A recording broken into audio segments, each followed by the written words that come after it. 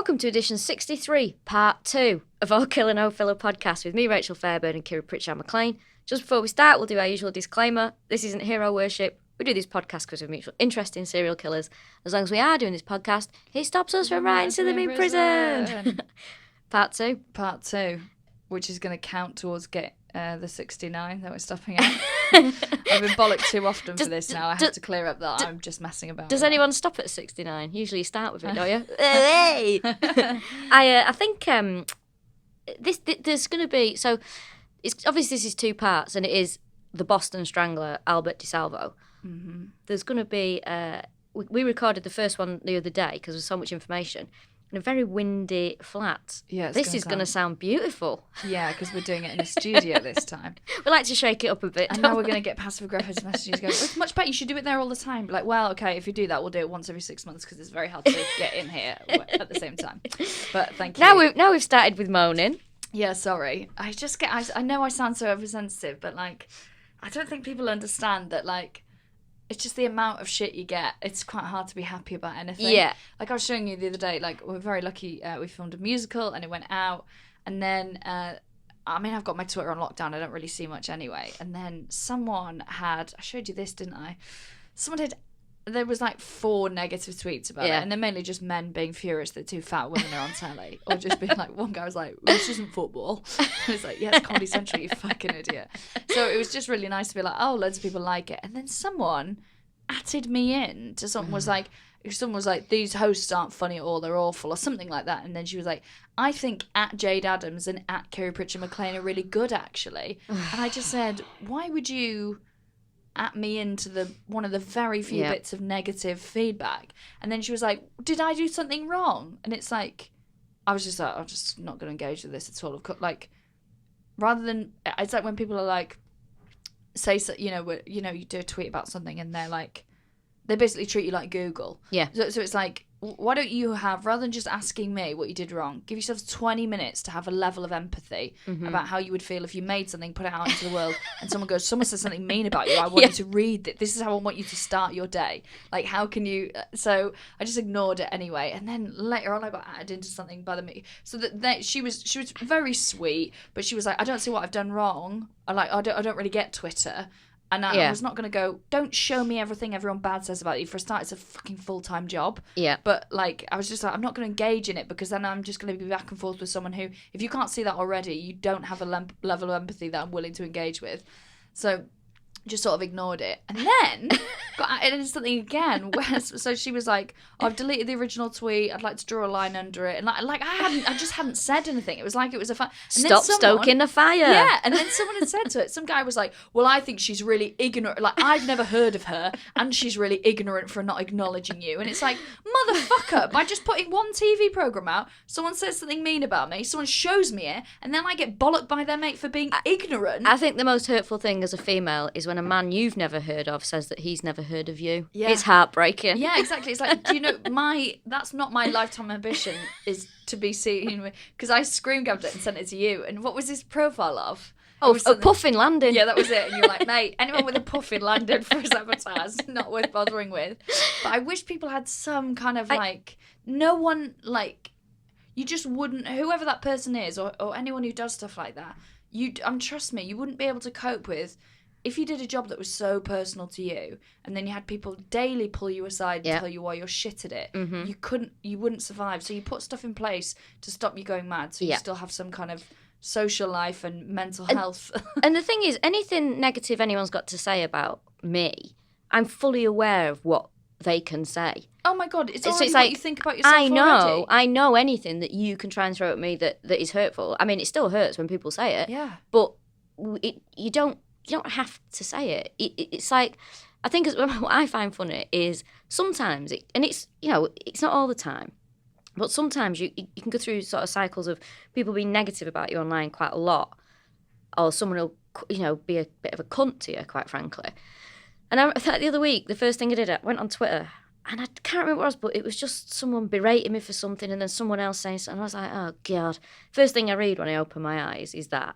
And then my boyfriend said something to me, went, oh, I don't think people understand, Rachel. I don't think they mean it. I went, do they not mean it? And you end up going off on one to people that care Love about you. you and are trying to, you know, be nice. I remember sometimes he'll just like take the phone out of my hand and be like, don't. And it's got loads better since I've changed all my filters and I can't really see anything. I don't really read my DMs and stuff.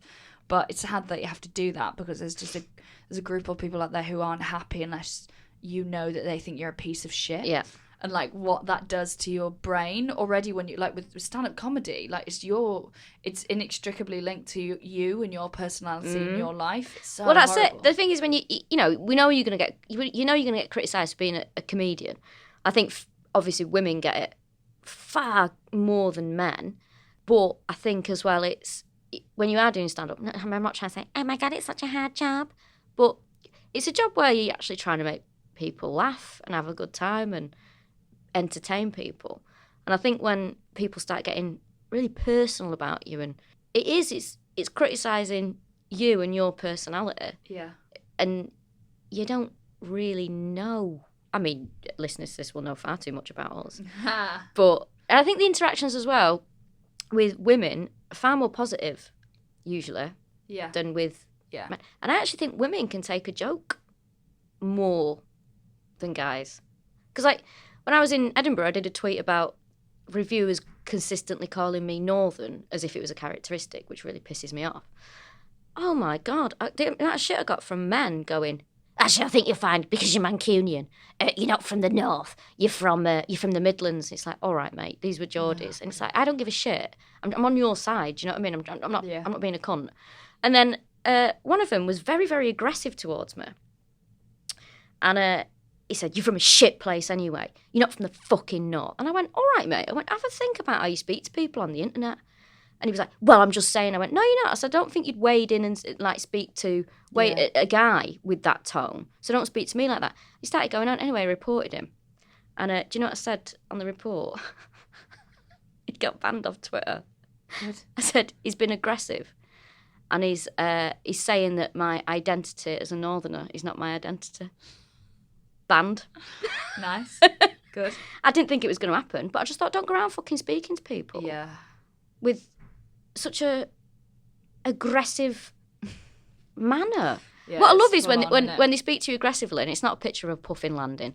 It's a picture of him with his arm around his wife and 2 kids in the picture. It's like, would you have a bit of fucking respect? You portraying yourself as this great guy, family man. I don't give a fucking shit. It's that, what was I listening to? It's a thing about, I think it's Sarah Pascoe's podcast, fucking brilliant. And she's got a section in it where she's got her new books on this. And, like, I've never bought an audiobook before, and I'm going to buy it because it's so good. And she talks about those guys who, like, have a complete dismissal towards, like, well, she's talking about sex workers and strippers, but are, like, love their daughters. So it's got, like, no respect towards some kind of women, but, like, very protective over. But my women. Yeah, tribe out tribe is what she's talking about. And it's that thing of like. Oh, that's interesting, isn't it? Very interesting. Fuck them, hope they all die in a fire. Anyway. Well, we've twatted on for a good 9 minutes there about everything but the Boston. I'm going to get complaints about that. Well, you know my feelings if people want to complain about this, don't you? Yeah. Read a fucking book. So, we're going to. There's a little bit of politicalness to all this. So, you know, there's that guy that they're like bottomley, where they're like, the guy's an asshole. I've only ever heard him described it. He is appointed by Attorney General Edward Brooke, who he's the first African American to hold Attorney General post in the country. And he was like really clean cut, really everyone really loved him. He was a Republican in a mainly Democratic state, and so he was sort of like this big figurehead, and it was this big thing to like, right, well, we're going to find this Boston Strangler. We're going to be the ones that do it. And then he hired Bottomley, and everyone's like, well, you've got shit for brains because this guy's an idiot. But he was like, this guy thinks outside the box, because it was apparently a really controversial hiring. But they're like, don't worry, this kid thinks outside the box, which is always what people said when it's like, they're a nightmare after 2 drinks on a staff day. Oh, God, yeah. It's... it doesn't play by the rules. Yeah. Actually, can you stick to them? Because it is quite helpful. I think when people start breaking the rules is when we've got some issues. In fact, while I'm on the subject, I'm going to digress on this. Am I the only fucker in London that stays on the left in the underground? Fucking feels like it. I'm furious. Oh, on the stairs and stuff. Yeah. The rule's quite simple. Keep left. It's an international city, though, isn't it? It's hard to... I don't give a shit. Keep fucking left. The amount of times I've got to dodge people all day, and I just think, if people just keep on the left, quicker, we're moving round, I'm not upset. Also, horror films, stop wasting my time. What? I know I've gone off on one here. I'm sick to death watching horror films and having my time wasted by something that's good for 40 minutes and then shit for the rest. Oh. Insidious 3, no thank you. Well, I mean, don't forget how hard it is. Like, when you're making anything, the reason why this podcast is so consistent is because it's straight from producer to audience, but as soon as you get other layers of stuff involved. So every person at the end of a credit, that name means that is one opportunity where this could have all gone wrong. Yeah. So when something good, trust me, when something good is made, it's a fucking miracle. It means that every single one of those names agreed on what it should look like, and it's been pulled off. Pardon? Which is how I keep my staff so motivated. Yeah. We just can't get into this. Speaking of horror, so this Attorney General Edward Brooke, he was also. I'm gonna yawn. Do you cut out all the yawns? Occasionally. Sometimes I like to keep them in for authenticity. For a bit of texture, sure. Yeah, it's nice. It was a really hard job because there's 5 different police areas and there's loads of feuds and they all want to be the one that solves the case, so they've been withholding information. Do you know, it's disgusting, isn't it? It is, because this is dead women when you do that. Be like, I don't like those ones. Don't tell them about that, because that would be really helpful and then we might solve the case. Yeah. So they also decided for the first time that they were going to work with the press, because there was these 2 journalists called Jean Cole and Loretta McLaughlin. Now, normally I hate journalists. I think they're awful, appalling people. But they'd been brilliant because they'd just been like holding the police to account. So every time they dropped a bollock or fucked up or, released something they should have or leaked something, they were like, police have fucked up again. So they were under like massive scrutiny. So this Attorney General was like, let's work with them and not against them. So they start looking with this Strangler task force. There's 37,000 pages of information gathered. Now the forensics who went through it said this is definitely different people killing, because the victims are so different. They're very much older or much younger, and also the older victims are killed in a different way to the younger ones. So they said that this is probably a copycat killer operating. See, that's interesting, because I was thinking about that, and I don't know what I think about this a lot of the time anyway, about how many. I don't know if he did do all of them or not, but I was thinking if he did do all of them, the thing is they're sort of opportunist killings. So he's going into a building when he's got the desire to do that, finding. It's not like he's choosing an age and stalking them. And like the older victims were strangled mainly, which I imagine would be easier on an older person. And the younger ones were. Is that right? The younger ones were stabbed. A lot of them were stabbed as well. So I imagine to try and murder an older person is slightly easier, and to kill a young, fit, healthy woman who's going to put up a bit of a fight, you're going to need a bit of... Yeah, I guess that's a good way of looking at it. It's very worrying that I sound like I'm speaking from experience there. But strangling, isn't it? Like, that's... And it's often a sexual thing when someone's strangled. Yeah. Well, some of this they think happened from... His wife thinks happened from their family life. So their first child, Judy, was born... Now, when she was born, she had a congenital pelvic condition, which meant that she was disabled, and this it meant that it just massively impacted on the family. And they were warned that if you have another child, there's a chance that this disease is going to occur again. So she was like, I'm not banging him because I don't want to have another child who's got this painful condition. So she kept away from him, and we already know he's got a ridiculously high sex drive. So then a second child is born, Michael. He's healthy, everything's absolutely fine. And she said, when it all came out, she said, I'm not that surprised. He was obsessed with sex, and I always knew that one woman wouldn't be enough for him. Oh, wow. Brutal, right? Yeah. Do you reckon you could go out with someone like that? Who's like... No, not at all. We know someone like that. Who? The one who's... that we used to talk about at the start of the live shows. Oh, God, him, yeah. Blimey. Is it oversexed, undersexed? Oversexed. Oversexed. No, I couldn't. And also, I don't know. I'm probably gonna. I feel like. I don't know. I feel like I mean, do what you want. I don't give a shit as long as everyone's happy. But I just think sometimes, especially with people who have a relationship, but polyamory and all that kind of stuff. I don't know. Don't get into that. We'll get emails. Well, that's my opinion. I'm not. People can do what the fuck they want as long as they're happy. But I personally couldn't live like that. I don't know. Sometimes to me it feels a bit. And this might be unpopular, and please don't email me about it because I genuinely couldn't give a fuck. I couldn't. I genuinely couldn't. Like, to me, I mean, this is an outsider looking in. I just feel sometimes it's a bit like, yeah, I'm kind of going to have this until something else comes along. Because a lot of the time, when I've heard people in polyamorous relationships, it's often the middle to upper classes who seem to be wanting to be doing something. That's not true. We've all seen Dog in Tails.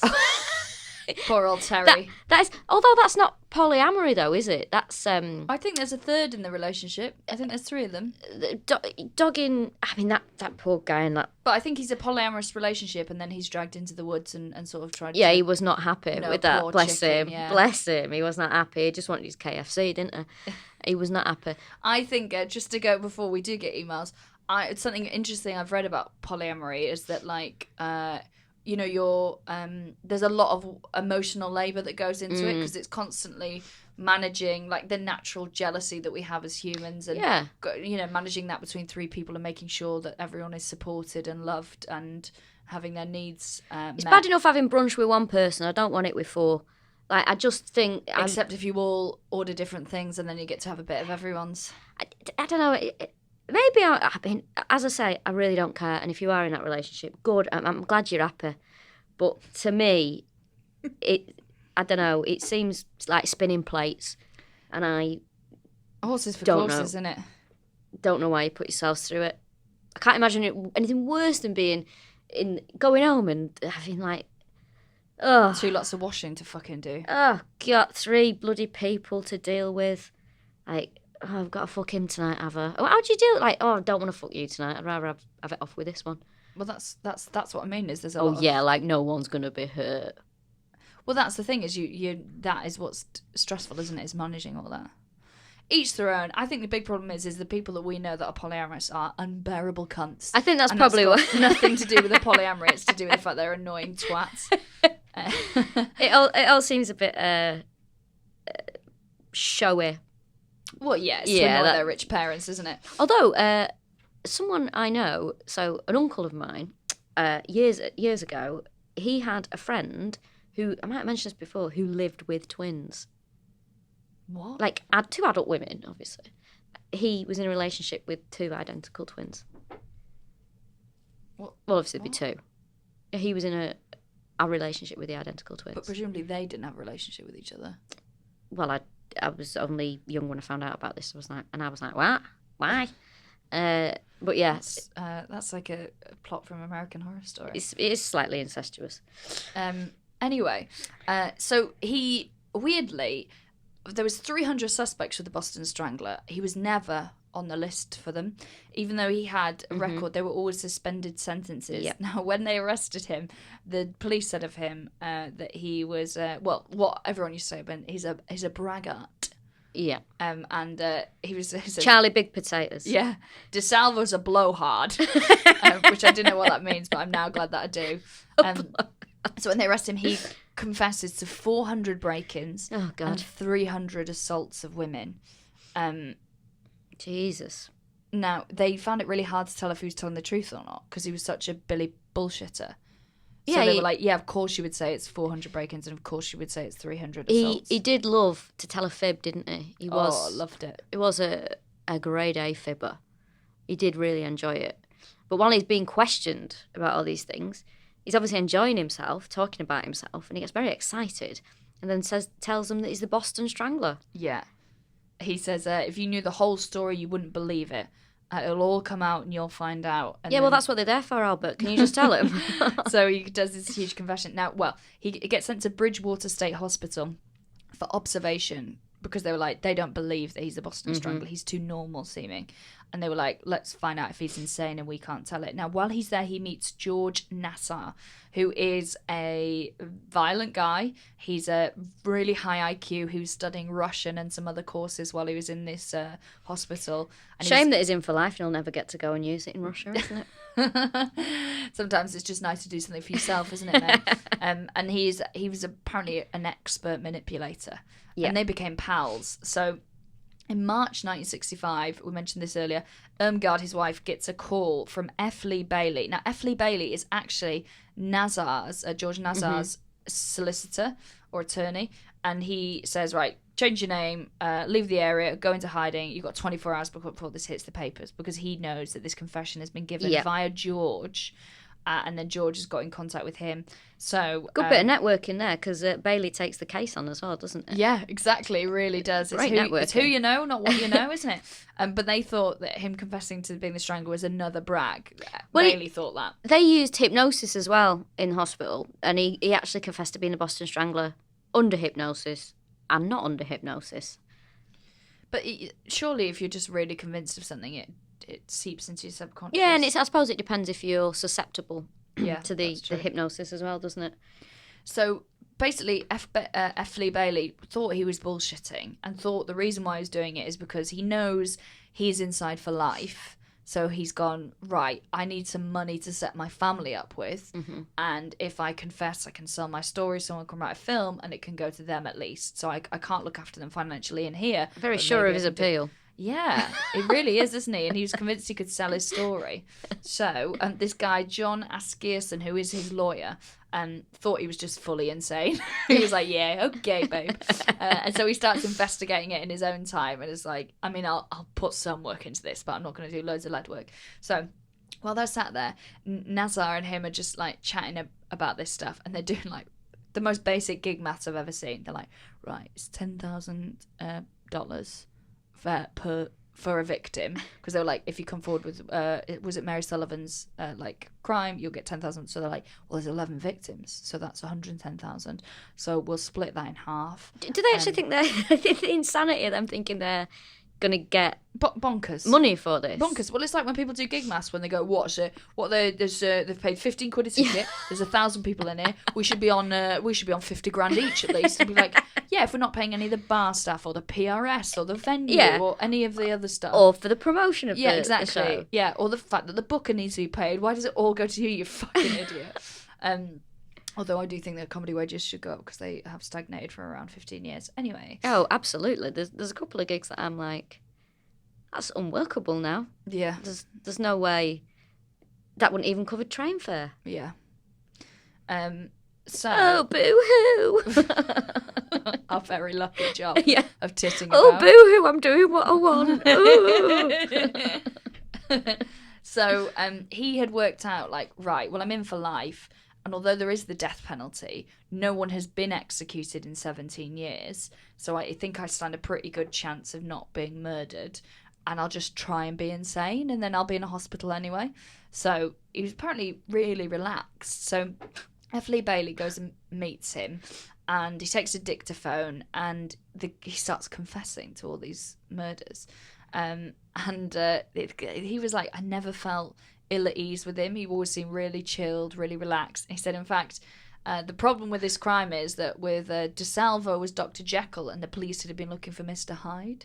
Oh. Which is, I think, quite a pithy phrase. Very nice, very nice. Yeah. Yeah, and they said that he was sort of courteous and gentle, and like you'd look at him and you'd sort of be embarrassed and he'd look down, which to me sounds like he's fucking lying. Well, I'm a bit of a shy person, but it doesn't mean to say I'm not a cunt at the same time, you know. With people no one would say that you're not a cunt, mate. With people I don't know, I can be quite bashful and a bit unsure. Yeah. But, I mean, deep down, arsehole. So I don't think the fact that he was arsehole's different to murder, isn't it?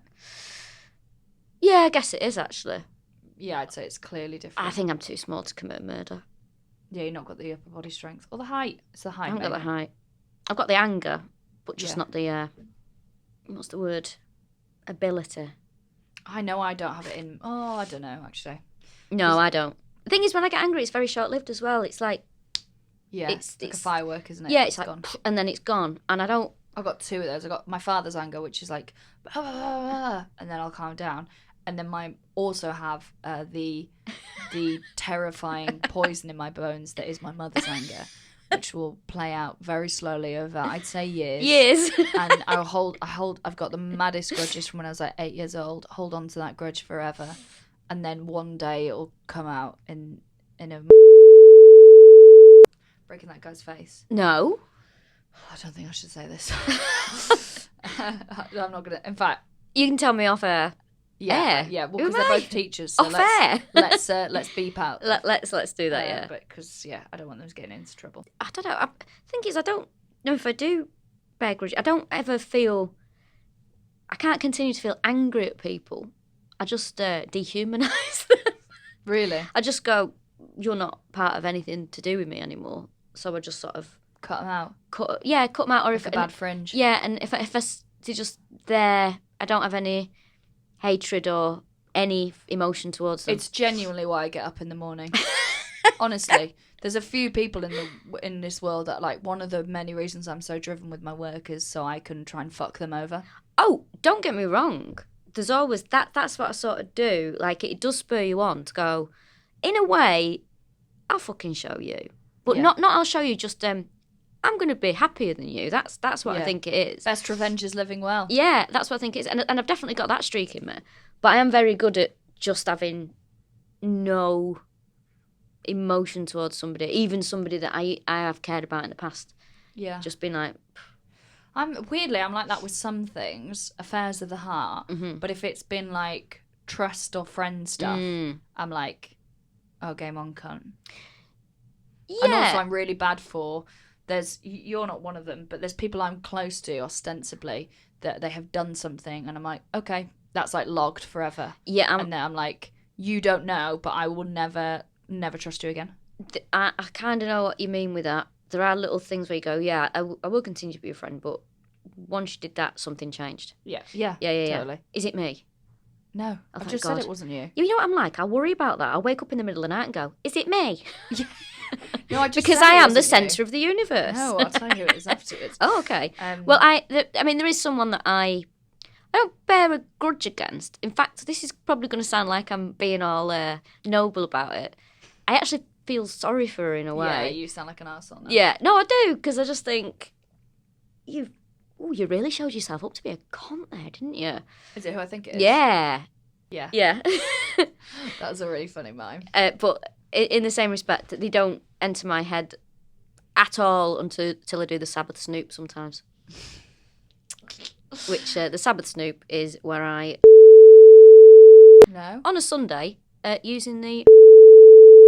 So there you go. I think you should take that out. I will. I'll take it out. Oh, I can't, like, stuff stays... I'm so sensitive. Stuff stays with me. Like, it feels painful, some stuff. So I'm like... And it'll be something like there's... I guess I could talk about this. So there's a comedian I really like and have really liked. Beep it, maybe not. I think he's great. I've always thought he's really brilliant. And then when I was doing a show about being in an abusive gaslighting relationship, I didn't name who the person was. Didn't name anyone because it's not anyone's business really. And I didn't want, to try. Everyone saw it apart from the person it was about. But yeah, and you have a right to do a show about whatever you want. Yes. And then he went on Edinburgh and at a press event walked on stage and said, oh, hello, I'm Kiri Pritchard-McLean's unnamed ex-boyfriend. And like, I am not famous enough for that joke to land. But obviously he had been gossiping or talking about people about it. And it just felt like not a good time anyway because it was so stressful doing that show. But I was like, oh, I'm the butt of that joke. Like that's... I'm trying to speak out about abuse here, which is very embarrassing for me that it was happening to me. Kind of really punching down quite a lot. Yeah, and it was felt like, oh, you've gone on and you've tried to get a cheap laugh at the expense of my pain, and it felt really horrible. And it's too in-jokey that to be, that is, to me, that's an in-joke that went into the wild that nobody, do you know what I mean? Like, you could tell that in that situation, that's probably someone having a chat going, yeah. oh, is it that kind of or thing. yeah, or she's doing a show and not naming them or whatever. But Yeah. like, it's just and it was like it just made me feel like, oh, that's why I'm a punchline to a joke for people when I'm struggling so much doing that show and feeling like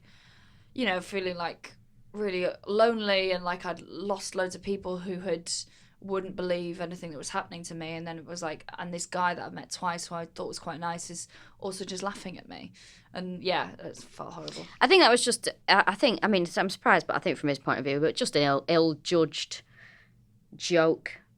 Very ill. And he's got this definitely has this conversation you've heard now, I reckon when this has been edited, it's just going to be beep, beep, and then that laughing at the end. I obviously don't mean that. And that's the difficult thing, is because I'd unfollowed him on everything, and then I saw that he'd been diagnosed.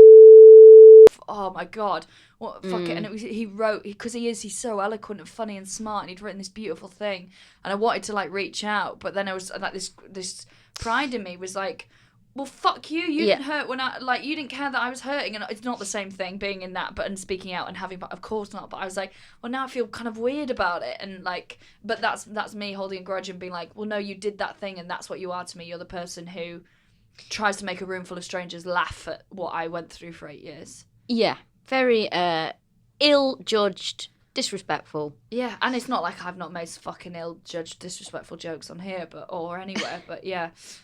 That's that. Oh, God, distracted. Sorry, guys. I mean, I'm very earnest, this podcast. Fuck me. Have we What's turned happened? into Americans? Is this a new version of Woman's Hour with actual? Oh my God! I'll tell you this quickly before we go on. Woman's Hour the other day, like Jane Garvey or whatever tweeted, was like, "We'll be talking about period sex on Woman's Hour," like being like cool and edgy. And is that where he dresses a Victorian? Well, that is the joke that 8 men made underneath that tweet. But, oh no! Dressed as Mr. Darcy. And it's like, no, because no one wants to fuck you.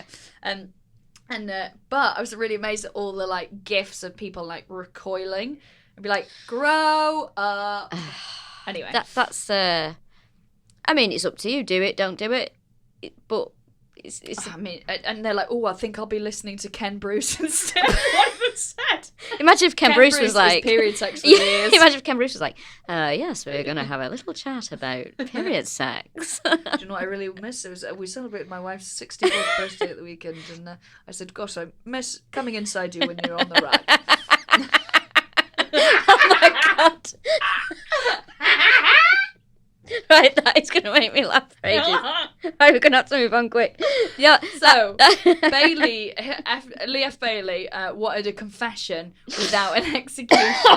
That's what he was trying to get from the Attorney General. So he asked Lieutenant Donovan, listen, can you give me a load of questions that only the murderer would be able to answer? Only the killer is going to know these things. So he sits down with him with all the stuff, and Bailey said, you can tell when someone is telling a story, and you can tell when someone's speaking from life, and he is speaking from life.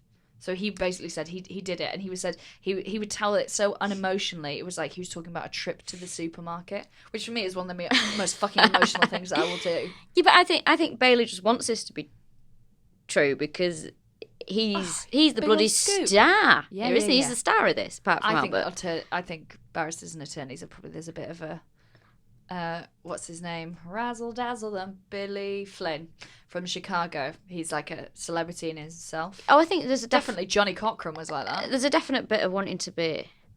Well, do you know what it is? It's because I've talked about this before. When you're good at drama and you go to a careers advisor and waste oxygen in that fucking room, and they say, what do you want to do? And I go, well, I'm good at drama and I like that. And they go, why don't you be, because you do well in English here and history, so why don't you go and be a solicitor or a barrister? Because that's a bit like doing a play every day, isn't it? Standing up in front of people. Oh, yeah, they're right. Ooh. It's fucking idiots. So they asked him about Ida Ergler. Is that right? Ida Erger. Yeah, Erger, sorry. Murder. And he said, okay, well, I knocked on the door and I said, I'm here to do some work on your apartment. She says, no, I don't want to let you in because of all the stuff that's been happening. And he said, okay, well, that's fine. I get that you wouldn't trust me, but like, I'm literally just here to do the job. So if you say no, that's fine, but I have to come back tomorrow and do it instead. And he said, you know what, I'll just come back tomorrow. And as he's walking away, she goes, hold on, come back, you can come in. Mm-hmm. Yeah, horrible, isn't it? I mean, if he is telling the truth, he's an absolute piece of shit. And if he's not telling the truth, he's a very bad dramatist. Yeah. So either way. They asked why older women, and he said attractiveness had nothing to do with it. And it's like, well, for a start, women can be attractive when they're older. Yeah. And then they asked about Sophie Clark, and he said, yeah, she's very beautiful. She was tall. This is one of the few black women that he killed. And he said, yeah, she's like 36, 22, 37. And be like, don't you fucking dare, measuring man, like turn a woman into 3 sets of digits. It's just Awful. foul, isn't it? Awful. I hate that. Horrible. Horrible little just had man. an eye for it. Like when I used to work in bench in the Trafford Centre, I can look at people and say what jean size they would be. I used to work in a men's shoe shop. I'm very good at men's shoes. I'm like, Really? Yeah, I can tell a man's shoe size by looking at it. I can tell a man's shoe size by looking at it. It's like people who can tell bra sizes. I think that's like a fucking superpower. I think that's a specialist dogs who can smell cancer. Yeah, I mean most women don't know their own bloody bra size. No. Somebody would be able to go. Oh, someone do those things on Instagram where you let people ask questions. You ask people to ask you questions, and someone said I let them have an audience, once a week. And someone said, "What bra were you wearing at the Guilty Feminist show?" And I was like, "What bra was I wearing?" And then I got too embarrassed to reply. It's if this is you, it's from Next. It's called Phoebe. That's all I know about it. It's yellow because I needed it because I had hulked out of my costume for my Victim Complex show, and I needed a yellow bra so it was less conspicuous. But the reason I didn't want to say it is because it was like, because it does a really good job at making my tits look good, but it's because it's 3 back sizes too big and I tie it in a knot at the back. And it's like 4 cup sizes too small. So it basically just forces everything forward, which is not how you wear a bra. I mean, no one ever asked me where my bras are from. People ask me what century my bras are from. Because you don't wear a bra and your tits look amazing. Well, I mean, like in general, you've seen my bras though. These are filthy. I mean, fair not play. filthy, as in they're just. Oh, they wore bras. Yeah. I mean, fair play to my boyfriend. He's never seen me in a matching set of underwear ever. Oh God, neither's mine. He just accidentally maybe. Yeah, maybe accidentally, but he has looked at my bras and gone, "Oh, interesting." I imagine when you take your top off, it goes.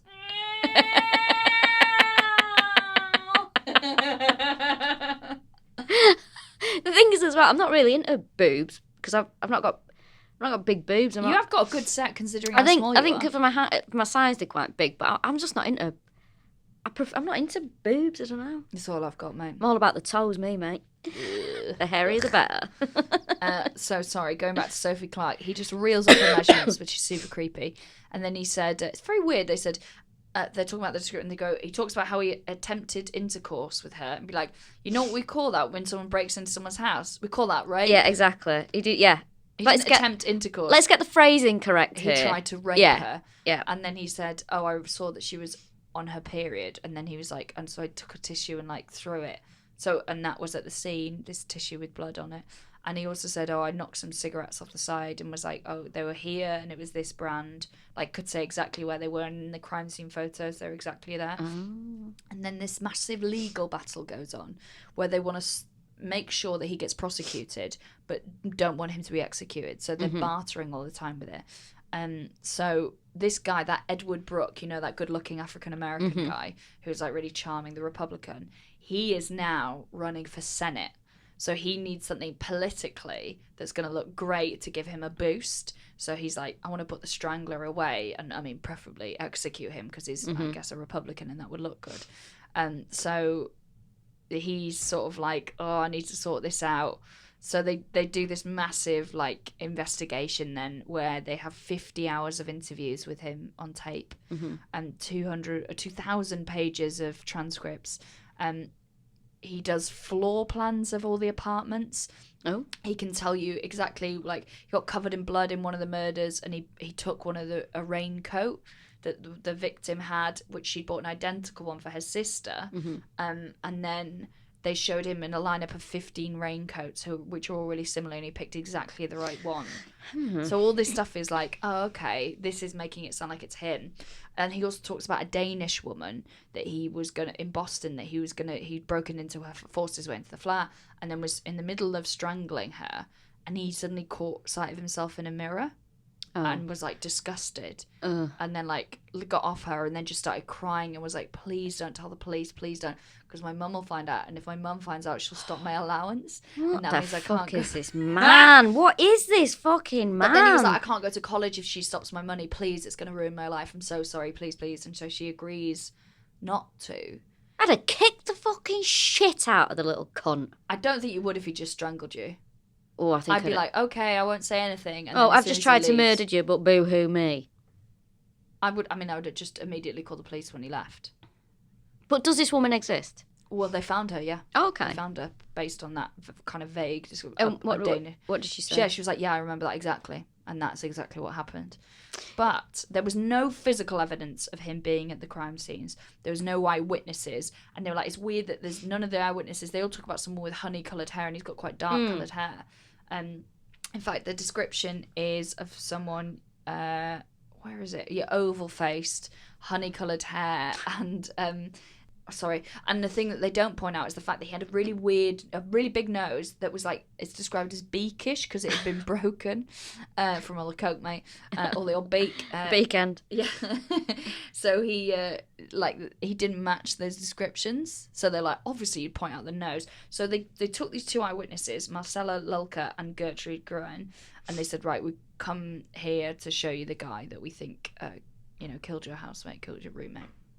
So they're there, and they're being walked through, and one of them sees George Nazar, and he does like a double take of her, and she's like, oh, my blood ran cold. And then she goes into the room with a one-way mirror. DeSalvo walks in, and she's like, yeah, no, that's not him. And she's like, and they're like, but this is the guy we think it is, who says it is. And she was like, she starts crying with frustration. She's like, I don't think it's him. It's really, this is not what he looks like. I'm pretty sure but I think it was that guy. Oh. I just saw as I came in. And then exactly the same thing happened with Oh Gertrude my God. Gruen, who is like, sees him with a social worker, and then is like, that's the guy. And they're like, no, we're not showing you that guy. And she's like, well, it's not that fucking guy. About DeSalvo. I was like, it's that man. Fucking hell. Isn't that weird? So what they think... So was he out and about? He was at large during... I mean, it must have been. I can't find anything about that but when he was arrested. So his defence is made... It's quite interesting, actually. So he had a photographic memory. So they talked about this time that they took him into a room. He walked in and walked out. There's 8 people. And then the next day walked him into the same room. They're all wearing different outfits, sat in different places. He said, do you remember being in here, Albert? And he's like, yeah. And he was like, describe it. He describes it exactly how it was from the day before. Oh, God. So he's got a photographic memory. So what the defence thinks has happened is that the newspaper reports were really detailed. The police had leaked loads of shit. He had burgled loads of the apartment blocks, so knew what they looked like from the inside. And they think that Bottomley was feeding information via George Nazar, so a picture of the crime scene. And that's why he's like, this brand of cigarettes, this way up, this many hanging out of them on this part of the thing. Fuck. So he sees that picture once and he just remembers it. Ugh. It's dark, isn't it? So yeah. Experts... And really plausible. Yeah, because also experts are like, this is not the same murderer.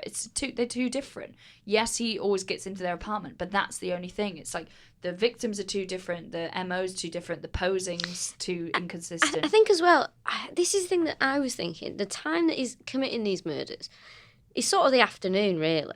Yeah. Sometimes he's stabbing these women, no one's seen him leave, he'd be covered. Well, this is the other thing, is that even the eyewitnesses can't really remember him. And so he says he killed Mary Brown as well. And then their family were like, no, we listened to the tapes. He's really vague, loads of errors about the actual thing, the actual murder. But she did live on the same street that George Nazar had killed someone on, who'd murdered someone in 1948. So on January the 10th, 1967, he's tried for the Green Man crimes, which is, where he wears the green overalls. He's found, they're going for not guilty by insanity. Also, George Nazar, one of the chap that we were talking about before, the Harry Kozel, who's a neurologist, he actually says that that George Nazar, he said that he was a misogynist and a psychopath, and he has reason to believe that he was probably responsible for those murders. Hell. It's dark, isn't it? Yeah. They didn't cross-examine any of the witnesses because they were like, there's no point. and they were sort of paying him to be a paranoid schizophrenic during the trial. So he gets life in Walpole's state prison, and is stabbed to death in the infirmary. Oh, before this, though, he escapes. Oh, yeah, the escape. So Bailey's obviously hoping, he wants the insanity verdict. Because he said that he wanted Albert to be put in a hospital and to be examined and understood, which I think Albert would have absolutely loved, so I don't think that should have happened anyway. So he was sentenced, obviously, to life in prison.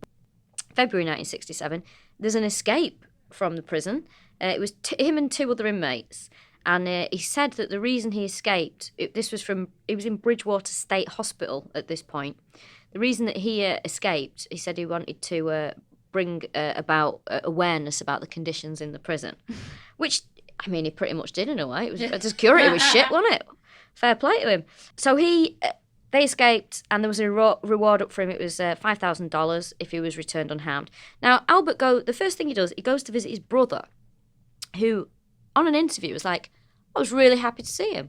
It was really nice to see my brother Albert there. Is this Richard? Yeah, I think so. And what he does is, instead of what he should have done, which is phone the police, he gave him civilian clothes and a gun. Oh, that's good of him, actually. Yeah. Do you know what? I think the first person to turn me into the police would be my fucking mother. Yeah, I think my mum would probably give me a sandwich and then turn me in. Or while you're eating the sandwich, she's already called the police. Yeah, 100%. Yeah. I'd turn my relatives in if they'd been murdering. I turned one brother in and not the other. I won't tell you which one. But they would know which one. 36 hours he's on the run. Everyone's looking for him. He goes into a shoe shop and says to the man behind the counter, what size shoes am I? Yeah. And he went, hold on, I'll get Rachel Fairburn, she can tell by looking. I like him and I go, I think Albert DeSalvo would have been a size 6. He goes to a shoe shop. He says to the guy behind the counter, I need to phone the police, because he wants to phone his lawyer to hand himself in. So the chap in the shop, he lets him phone the police. And then the bloke in the shop says to him, well, I didn't want to miss my opportunity. I had to ask the question. I said, hey, Albert, did you really strangle all those women? And Albert replies, honestly, I don't know. I did some of them. Christ. I bet he's told those stories so many times he's got no idea what's real and what isn't. Yeah. Yeah, it's like when someone constantly asks you about the same thing, you've got to... Well, false memory syndrome is a really, common thing. And if he's seen pictures, he can put himself there, especially with a photographic memory. So he gets stabbed to death in the infirmary. But before he gets stabbed to death... Hang on, mate. We've got 5 more minutes. I want to get him stabbed to death. 2 more minutes. 2 minutes. So while he's in prison as well, he has a sideline. He starts working in the prison workshop, making a little jewellery collection. He makes chokers. Jesus Christ. Which the other inmates find distasteful. Yeah, if you're upsetting the other inmates in a high security... That's actually too far, that. But after his escape as well, he took all his confessions back. And then, what happened? Then, he finally gets stabbed to death in the infirmary, 1973 in November. Now, the night before he's being stabbed, he phones Dr. Armour Roby. I think he's the psychiatrist there, and he's like, I really need to speak to you, and he's really panicked, and he's really worried. And he says, all right, we'll speak in the morning. He's dead the next day. He says to him, I'm going to say who the Strangler really was and what the whole thing is about. So they think that he is like, I've just taken the fall for this, thinking that I would get some money for my family, and it's not me, and I've been set up. So someone gets a promotion as a senator, all these crimes are boxed off, and ultimately the real guy, gets away with it. So they think the killing was drug related. He got into something in the prison. It was Robert Wilson, who was in a gang called the Winter Hill Gang. I was looking at what they'd done. They've done everything.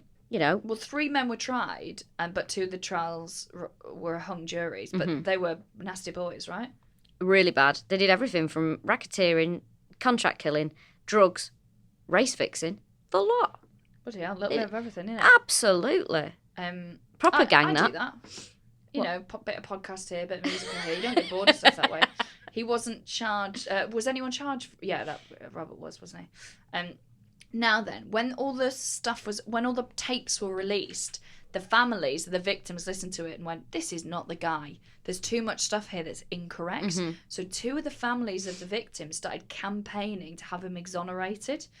And in 2002, the families got together and they asked, can we exhume Mary Sullivan's body? I mean, when you're exhuming stuff, it has to be really far along for that. Yeah. They don't just dig up anyone for no reason. Oh, so they God. got DNA. They got 68 samples of hair and semen. And they found that there was traces of 2 different people, because this is the time before DNA, 2 different people on the body. Fucking hell. And neither of them were DeSalvo.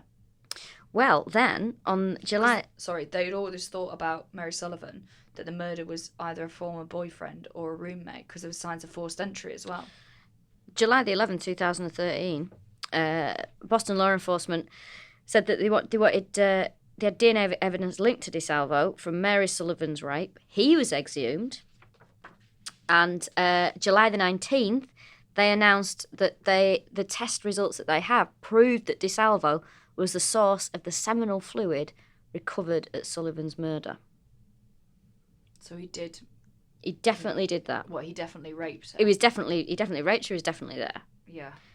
But there's doubt to whether he did all of them. And I don't know if he did. I do think he was working with someone else. Do you? Yeah.